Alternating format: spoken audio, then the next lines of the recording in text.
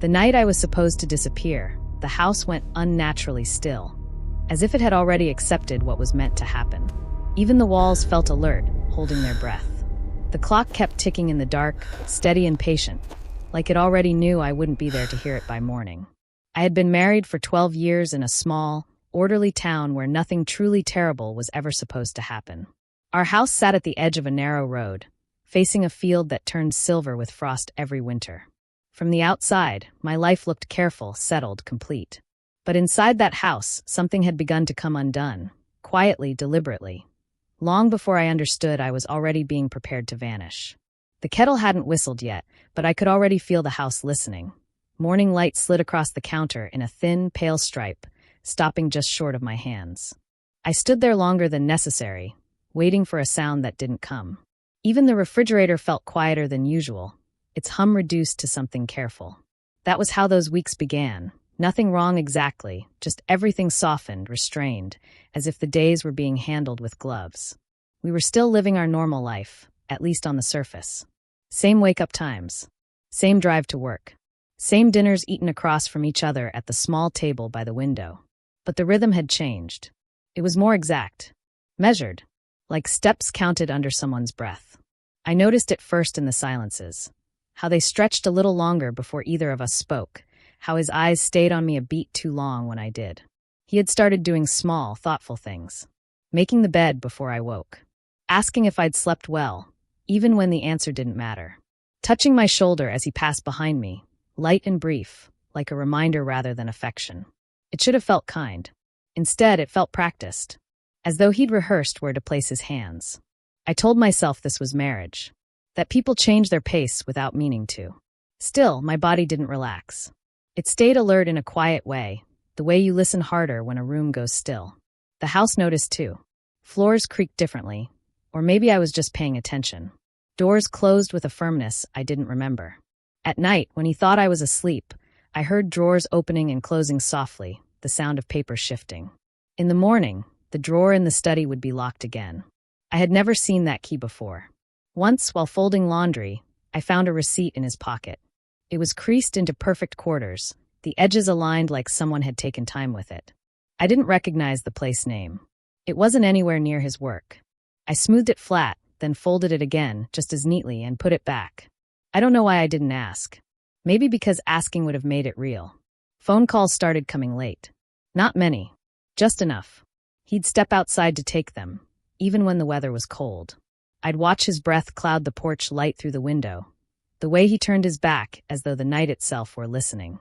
When he came back in, he'd smile and say everything was fine. He always said it gently. Too gently. I started noticing how often he watched me. Not in the way people do when they love you, but like someone keeping count. His eyes followed small things. How long it took me to finish my tea, whether I locked the door behind me, where I set my purse. When I laughed at something on television, he didn't laugh with me. He just nodded, as if acknowledging a cue. One evening, he cooked dinner. That alone wasn't unusual. But he followed the recipe exactly, measuring everything, wiping the counter as he went. He set the table with care, aligning the silverware so precisely I could have measured the space between them. When we sat down, he asked about my day. He listened without interrupting. Too carefully. When I finished, he said, "That's good," and smiled. I remember the way the clock sounded that night. Each second landed heavy in the room. I counted them without meaning to. Somewhere between one tick and the next, I felt something settle in my chest, a weight without a shape. I went to bed early. Not because I was tired, but because the day felt complete, sealed off somehow. Lying there in the dark, I listened to him move through the house. He paused outside the bedroom door, just long enough for me to notice. Then his steps retreated. The next morning, the study door was locked again.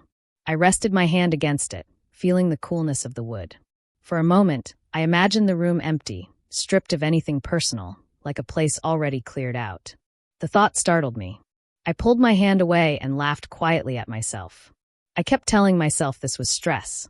Work, money, the long years of being together. That kindness doesn't always come naturally. Sometimes it has to be learned again. Still, my sleep grew lighter. I woke at the smallest sounds.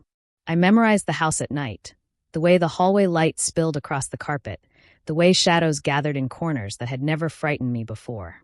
He brought me flowers one afternoon. Simple ones. White. He set them on the table and stepped back, watching my face as I looked at them. Waiting. I thanked him. He nodded, satisfied, like something had gone according to plan. That was when I realized the house wasn't holding its breath, .it was waiting. Waiting for something to finish being arranged. I stood at the window later, watching dusk settle over the field, frost already beginning to form. Inside, everything was quiet and clean and exactly where it was supposed to be. Too exact. I wrapped my arms around myself, feeling the chill creep in, and wondered when kindness had started to feel like a script, and what would happen when the last line was finally spoken. The sky was already losing its color when he picked up the keys. Not abruptly, just the soft metal sound, like an afterthought that he said we should go for a drive. His voice was calm, almost careful, the way someone speaks in a waiting room. I remember the light through the window touching his face and then slipping away, as if it didn't want to stay. I hesitated, only for a second. Then I nodded. We hadn't gone for drives like that in years. Not without a reason. Groceries. Appointments. Errands with names. This had none. I grabbed my coat, even though it wasn't cold yet, my hands moving before my thoughts caught up. The door closed behind us with a dull, final sound. The house stayed quiet. Too quiet. Like it was relieved we were leaving. The car smelled the same as always, clean, faintly of leather and something citrus he used on the dash. He adjusted the mirrors before starting the engine, precise as ever. I watched his hands. Steady. Familiar. The engine turned over smoothly, and we pulled away from the curb without a word. At first, the drive felt ordinary. Houses slipping past. Mailboxes. A dog barking behind a fence. The kind of road we'd driven 100 times, where you don't have to think about where you're going. He rested one hand on the wheel, the other near the gear shift. Not touching me. Not far either. He asked if I'd eaten enough that day. I said yes. He nodded, eyes still on the road. The sun lowered inch by inch, flattening itself against the horizon. We passed the last row of houses, and then there was open land. Fields stretched out on either side, dull gold and gray, broken only by fence posts and the occasional tree bent by years of wind. This wasn't our usual way. I noticed that. The thought came quietly, like a footstep behind me. You remember this road? He asked. I told him I thought so. I wasn't sure. It looked like many others. Long straight. Forgettable. The kind of place you wouldn't choose unless you meant to. He smiled then. Not with his eyes. Just his mouth. I used to drive it sometimes, he said. When I needed to think. I watched the fields instead of his face. The light made everything look thin, fragile. Even the trees seemed temporary, like props that could be taken down once we passed. The farther we went, the fewer signs there were of anything living. No houses. No barns. Just land and sky pressed together. The radio stayed off. He didn't turn it on. That felt deliberate. Silence filled the car slowly, settling between us like something placed there. I could hear the tires on the road, the faint click of gravel caught underneath. I became aware of my breathing, of the way my chest rose and fell, steady but shallow. He started talking again. About nothing important. About work. About how tired people seemed lately. His words were chosen carefully, each one placed where it belonged. He never raised his voice. Never rushed. I noticed how he paused before answering his own thoughts, as if checking them first. I answered when it felt expected. My voice sounded distant to me, like it belonged to someone else sitting farther back. The road narrowed. The pavement grew rougher. We passed a rusted sign with no lettering left on it. He slowed slightly, easing off the accelerator without braking. The car drifted forward, obedient. I felt the change immediately, like the air had thickened. This part's quiet, he said. Hardly anyone comes out here anymore. I looked around. He was right. There were no tire tracks in the dirt shoulder. No fresh signs of use. Just the road stretching on, pale and empty. The sun was almost gone now, leaving behind a soft gray light that made everything look unfinished. He slowed again. I didn't ask why. My hands rested in my lap, fingers folded together the way they do when you're trying to look calm. I realized then that I was counting. Fence posts. Seconds. Breaths. I didn't know what I was waiting for, only that my body had started to prepare. The car came nearly to a stop near a long, deserted stretch where the fields dipped lower, falling away into nothing. He didn't turn the engine off. It idled quietly, patient. The sound felt loud in the stillness. For a moment, neither of us spoke. The silence pressed in, heavy and complete. I felt it in my ears, in my chest. He stared ahead, his face reflected faintly in the windshield, doubled and unreadable.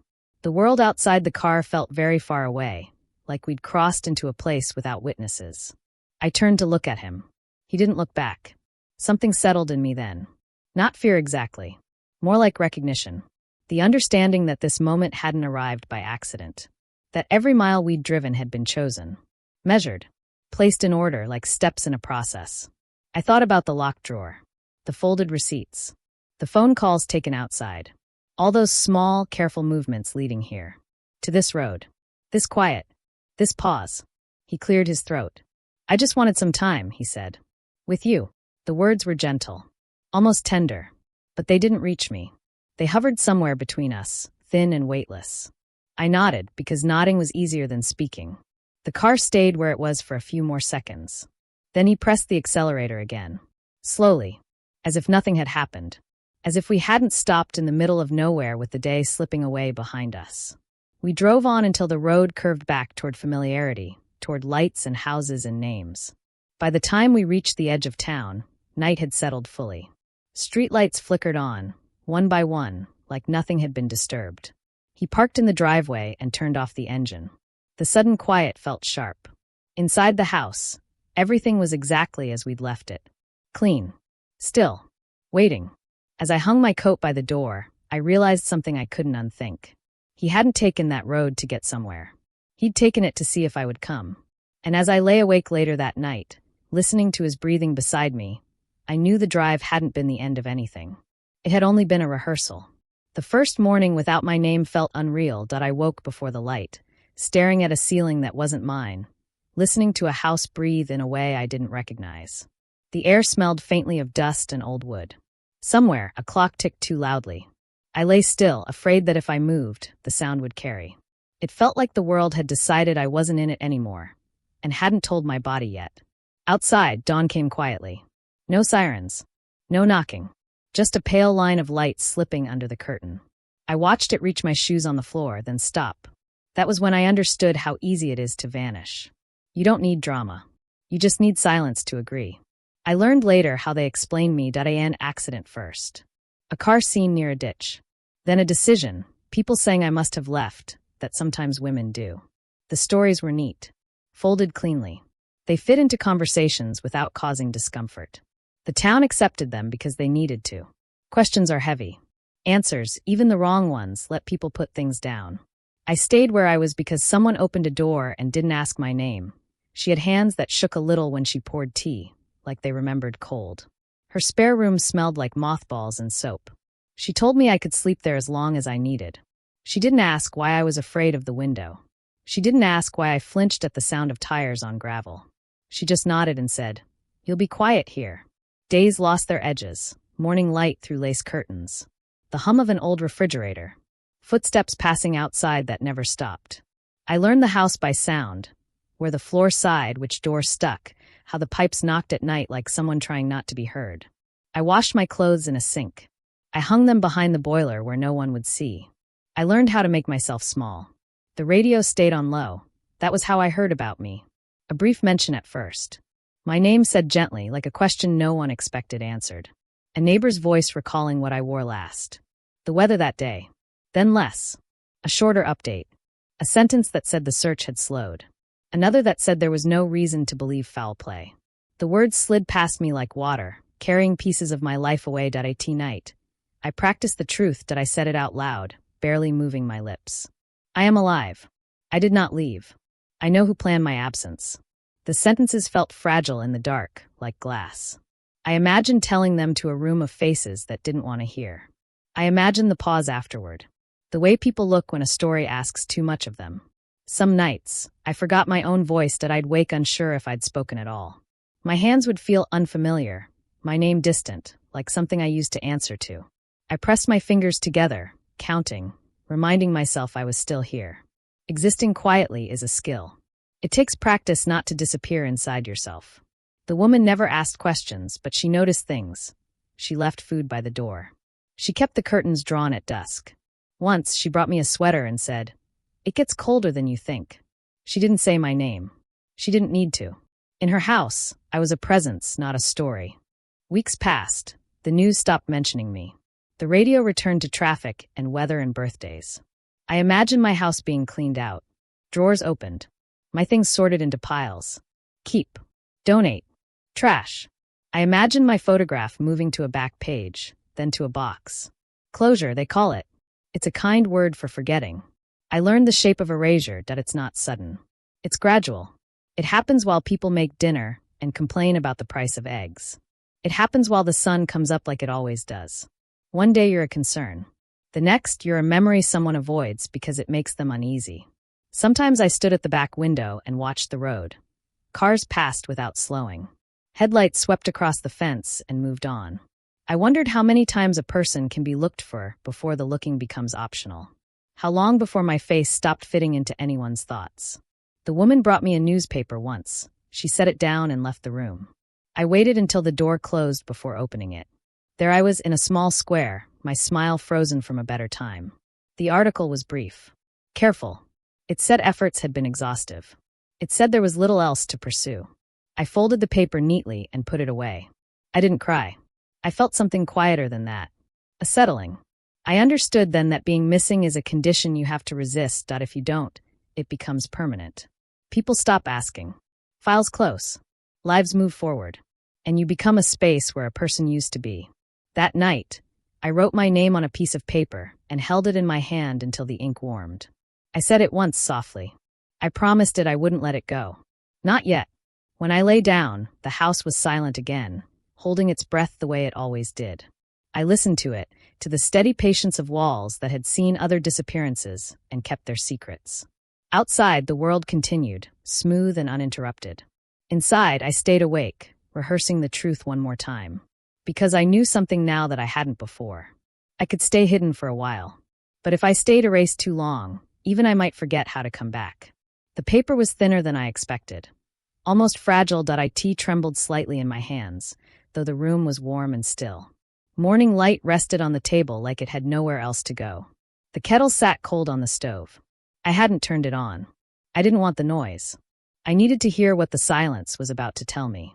I had learned by then that truth doesn't always arrive loudly. Sometimes it shows up folded.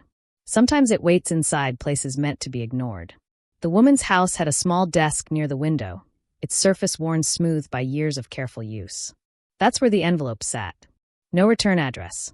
Just my name written in a hand I didn't recognize. I stared at it longer than necessary, letting my breath slow, preparing myself for something I couldn't yet name. I opened it gently, as if the paper might bruise. Inside was a bank statement. Not current. Not urgent. Just overlooked.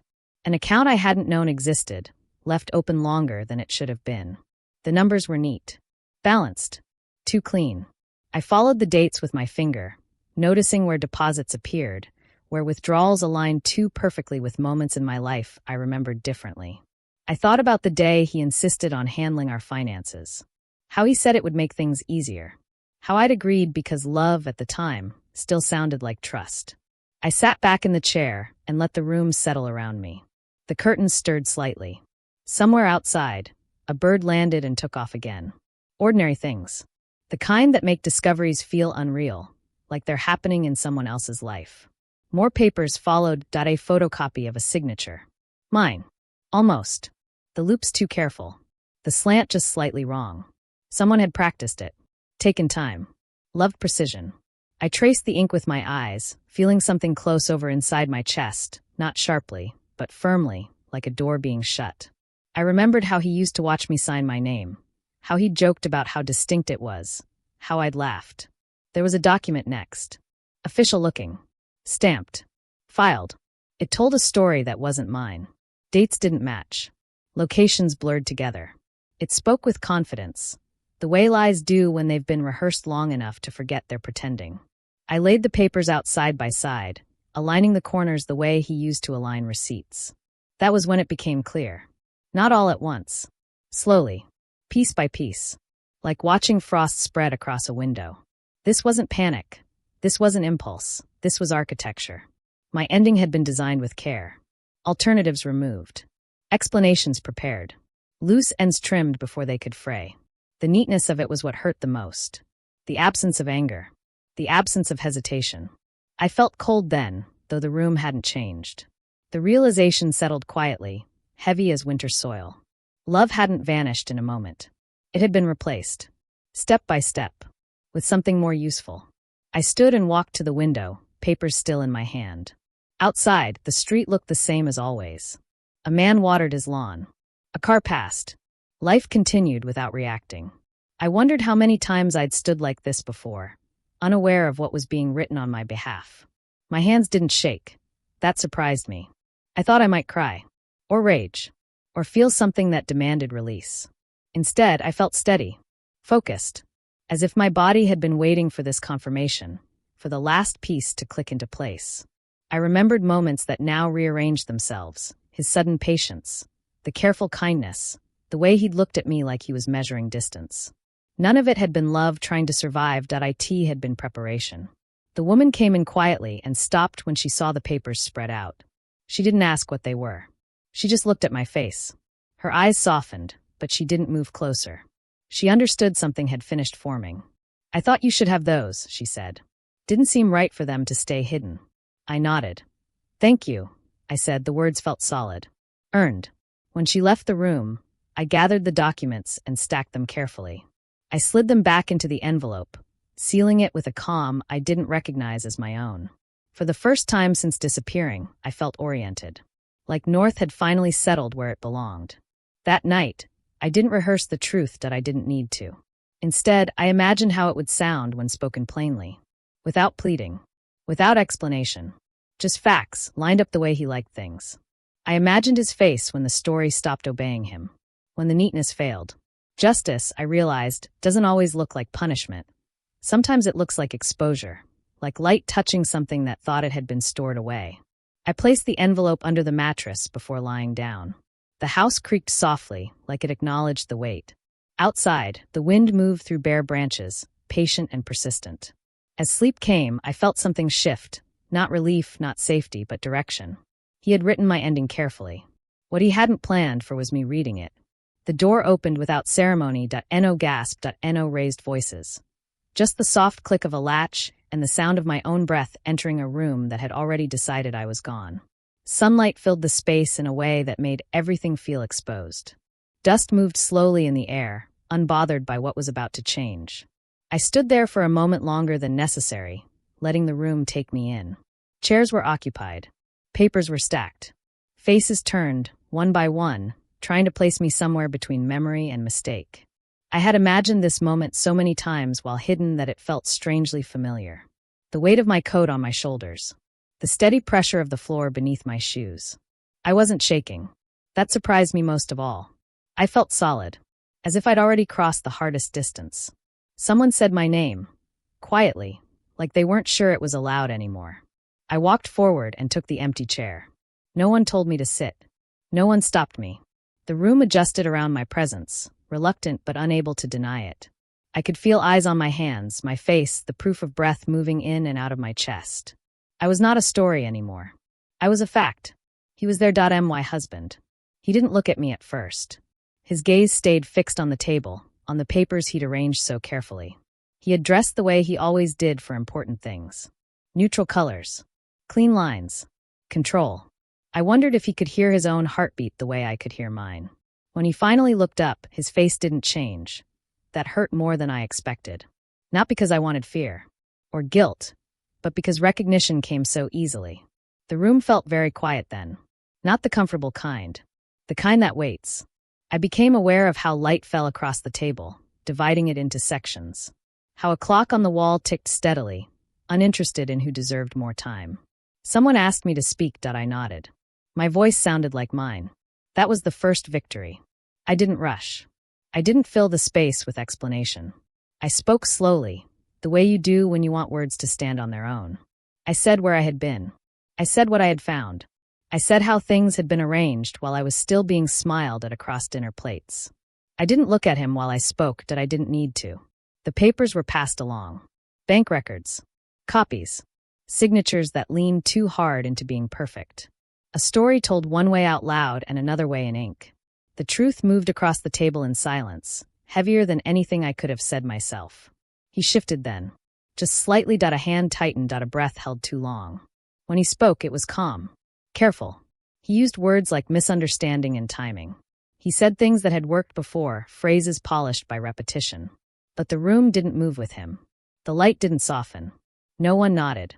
His voice landed and stayed there, unsupported. I realized then what he hadn't planned for. Witnesses. Not just people, but attention. Unbroken. Unwilling to look away. He had prepared for absence. For silence. For a woman who could be spoken for. He hadn't prepared for me sitting upright, telling my own story without asking permission. The questions came slowly. Not aggressive. Not loud. Just precise. Dates. Signatures.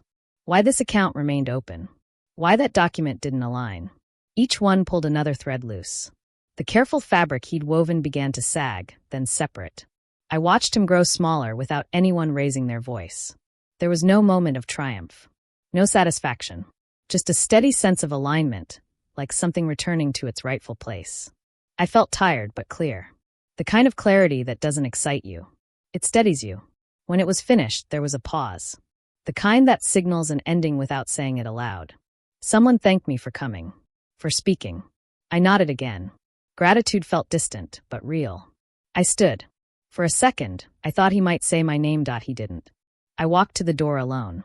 Each step felt deliberate, as if my body wanted to remember the path. The handle was cool under my palm. Familiar. I turned it and stepped outside. The air felt different. Wider. It carried the sound of traffic somewhere far off. Birds settling into afternoon. Life, continuing without commentary. I stood there for a moment, letting it move around me. I hadn't known how heavy hiding had been until it was gone. Behind me, the door closed. The sound wasn't loud, but it was final. I didn't look back. There was nothing left in that room that belonged to me. The version of myself that had been planned around was finished. The version that had survived was standing here, breathing in open air like it was new. As I walked away, I felt something unfamiliar rise up. Not relief. Not victory. Something quieter. Responsibility, maybe. To live fully now that my absence had failed. To occupy space without apology. Survival, I understood, isn't just about staying alive. It's about being seen. And choosing every day after to remain.